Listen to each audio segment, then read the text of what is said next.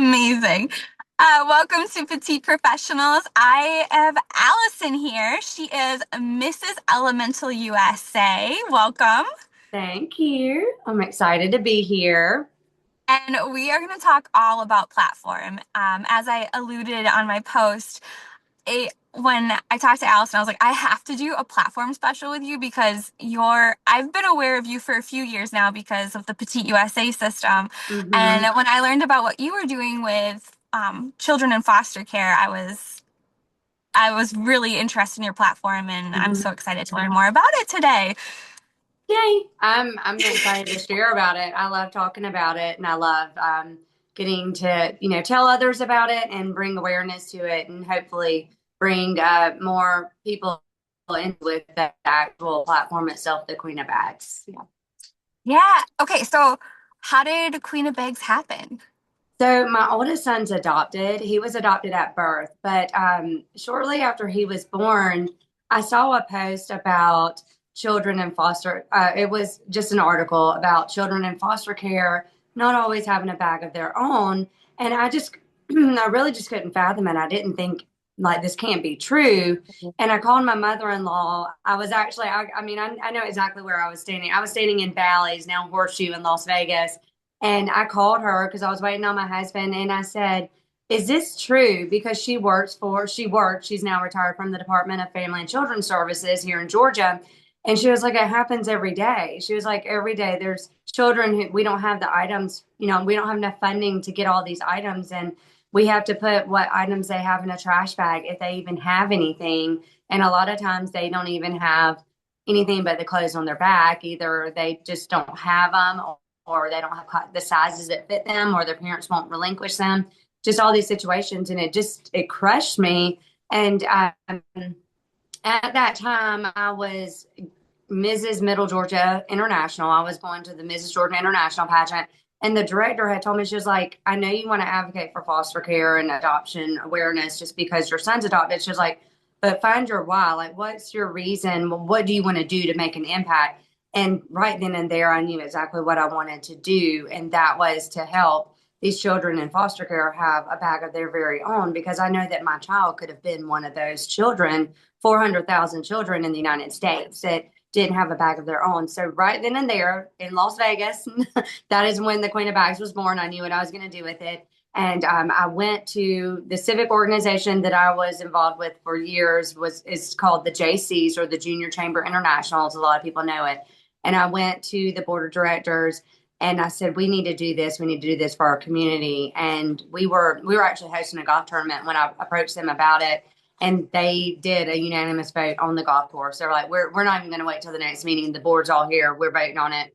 And the Queen of Bags was born.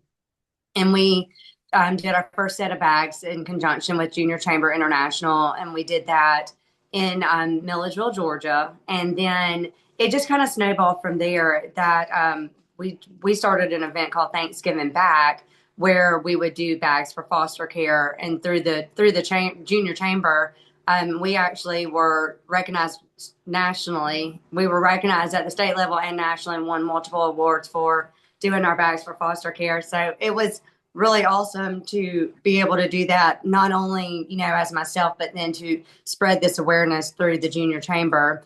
And that was 10 years ago. So it's hard to believe this is our 10-year anniversary.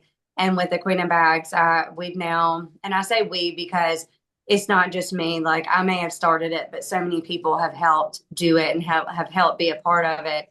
And it's been now in over 30 states in 4 countries. It's gone all the way to Hawaii and Alaska. I went to Hawaii, my whole family did, and we did bags with the Rotary at Hickam Pearl Harbor. And we've gotten bags in Alaska. We've gotten bags all the way to Melbourne, Australia. And I partnered with one of my sister queens to have monetary donations to Manila, Philippines. So we have really impacted all over, which is amazing. And for anybody that's listening, I would love help. I would love to expand. I really would like to have a contact in Canada. And I would like to go to Puerto Rico as well. And just, any and everywhere that you have a connection, I would like to be able to just to continue to raise that awareness. I have a contact in Canada. Do you Okay. know Carol? Caroline, she was Mrs. Galaxy 2024, I think.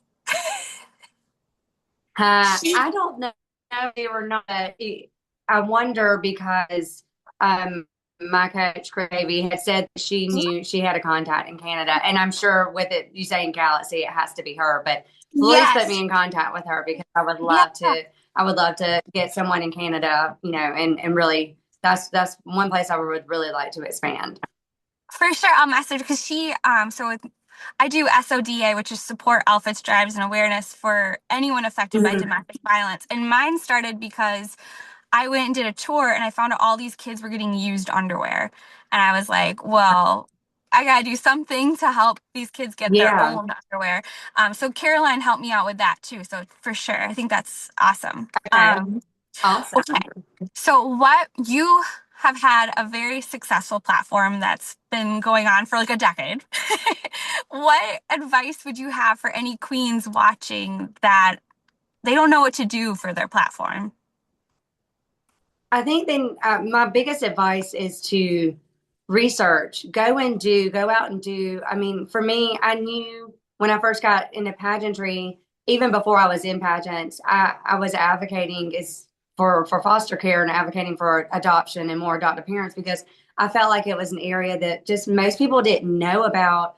And when they do go through the adoption process, they might be going through it pretty blindly. It's just not widely educated, something you're educated on.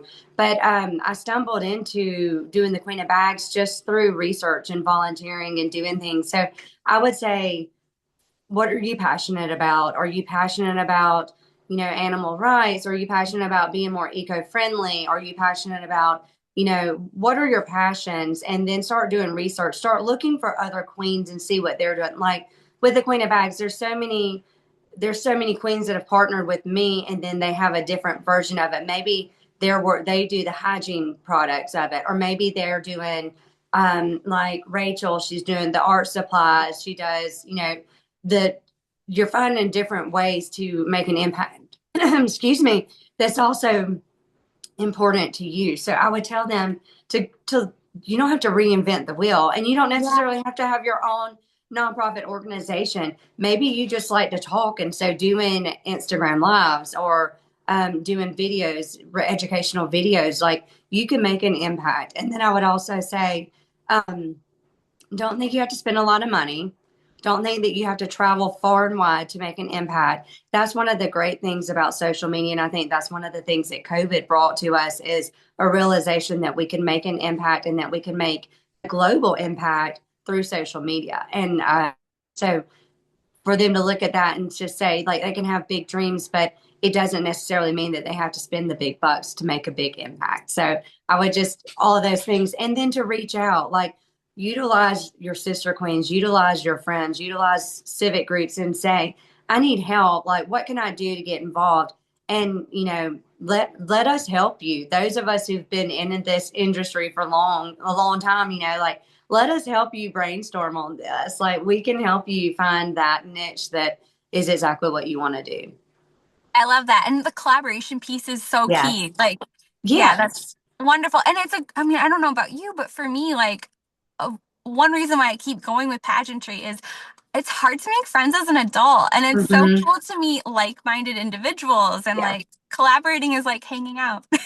Right. It is. And I tell you, and like, I joke about this. So true. Like, most of my best friend, I have friends in my community, of course, and I have my best friend, which my best friend I roped into doing pageantry. So is that, but like my best little group of girlfriends that I talk to every day, we all met at Petite USA. We met in 2023 when I was giving up my crown, and that it was me and Rachel and Casey and Jen, and like we met through a pageant, and now we talk every day. And then I have my other groups of friends that like I've met every day, but you can support each other. And then never, and I I love it. froze for a second. Here I am. Oh, you're fine. But, well, thank you. And then, okay, so yeah, I jotted down like inspire, impact, involvement. Like, so when you're thinking of Hmm. something, you just make sure it's something that you'd want to do, even if you're not competing. So I think that's Right. wonderful advice. Um, okay, and when we have to address the crown in the room. I know. It's It is so beautiful. beautiful. It is. And listen, I haven't even found a crown case for it yet because it's so big. And I'll have to hold on. I'm gonna take it off because I want to kind of do it close up on the camera. Yeah. So for anybody who's interested in Elemental USA and elemental pageants, one, it was such a wonderful experience. It was a smaller pageant this year, kind of a rebuilding year, but it was so much fun. And what I love so much about it this year was because it was a smaller pageant, we got to spend so much more time together with the queens that were there, and we got to know our outgoing queens. We got to do this all day photo shoot, and then my court and I, like, we were together the whole time. We were together for the photo shoots, and we just really got a bond over this week. And then we got, now we're gonna get to be together. We'll be together in July. We're going to have Iconics our Mission Week where we give back and do community service and beach cleanups and stuff like that, which I'm so excited about. But we really got to know each other during that week, and then now we get to know each other through the year. So I loved it. It was just such a Yeah. fun experience. And but my crown. So my elements, we have air, fire, and water. Their crowns, the air is got the Yellowstones, fire's got the red garnet, and then the blue for the water. My crown has all of these and the green as well for the eco. So it's kind of like I kind of joke with my husband. I'm like, I'm Captain Planet. Our powers Yeah. combined, and he was like, "Oh my gosh!" But I love it. It's absolutely beautiful. It's custom made, and I smile when I look at it because I'm like, "Oh my gosh, this thing is mine." But it's also a big honor, and I love that I have this honor to be Mrs. Elemental USA and to represent being a more greener person, being more eco-friendly, and really trying to help educate others on ways they can love and protect our Mother Earth. I love that. And I think Mhm. it's one thing that I've noticed through the years of pageant research. And I like that they always do some type of community project when you're there at nationals. I think that's so cool. And Yeah. I really like that you have like a court because it's different than just first runner up, second runner up. There's actually like Yes. titles along with it. I think that's really special. I love that. Yes, I love it so much because the court is a national title. So you really do have five chances,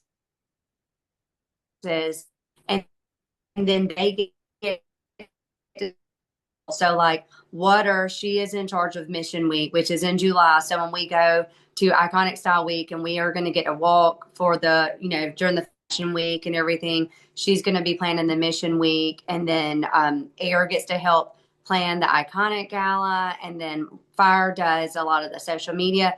And then now, and I have the Mrs. Elemental, Janie Black, who was Mrs. Elemental USA. She's now Mrs. Elemental. And she and I talk every few days. Like these invoices us back together.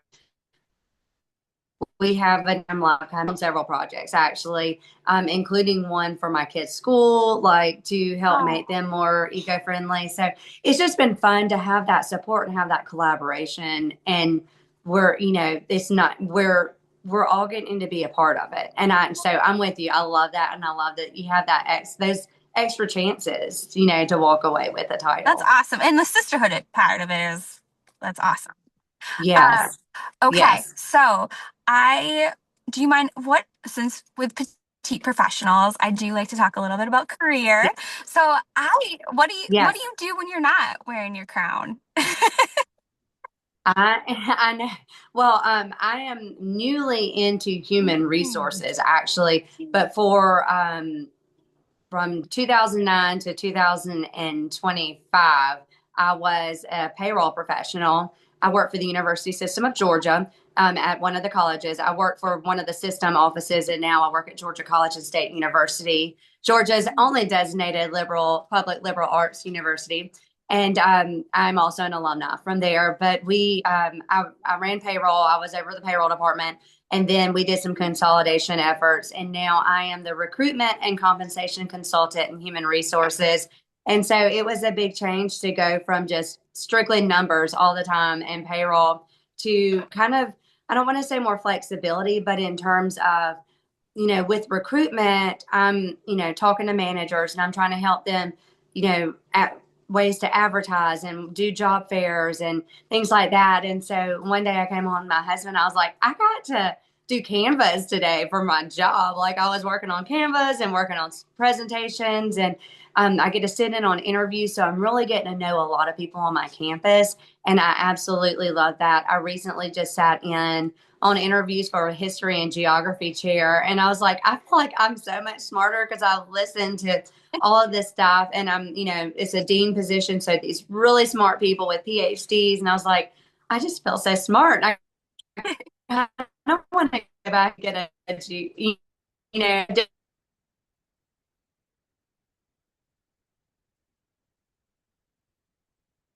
just aspects that they know people at the time.